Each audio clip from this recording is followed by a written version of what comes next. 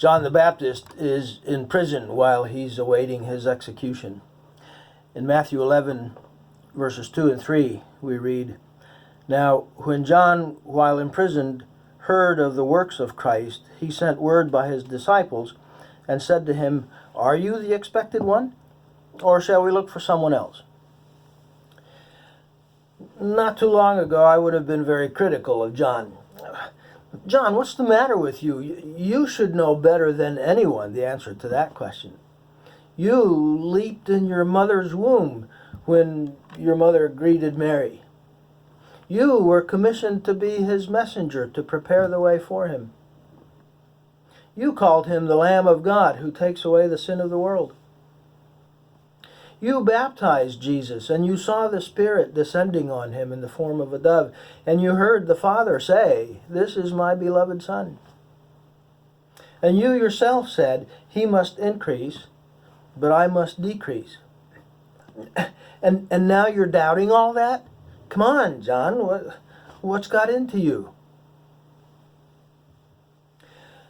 But now in these recent months, we've all had our faith shaken to its very foundations. And we wonder if what we believed in earlier days is really true now in troubled days.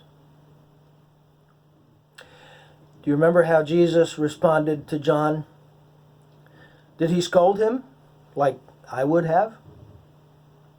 Did he reject John? Did he condemn him? Did he warn him? Actually, Jesus gave him the highest of compliments. In verse 11, Jesus told the people around him, "Truly I say to you, among those born of women, there has not arisen anyone greater than John the Baptist."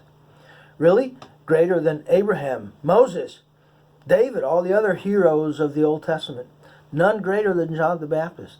Pretty high compliment for someone who has just questioned whether Jesus is the Messiah or not. No, look how Jesus responds gently in verses 4 and 5. Jesus answered and said to them, "Go and report to John what you hear and see. The blind receive sight, and the lame walk, the lepers are cleansed, and the deaf hear, and the dead are raised up, and the poor have the gospel preached to them." In other words, remind John of the evidence. I think Jesus might tell us something similar today. Remember what you know. Circumstances may have changed. Well, they certainly have.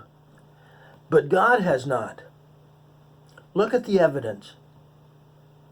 Look at what you know. Jesus is not threatened by your doubts and your questions.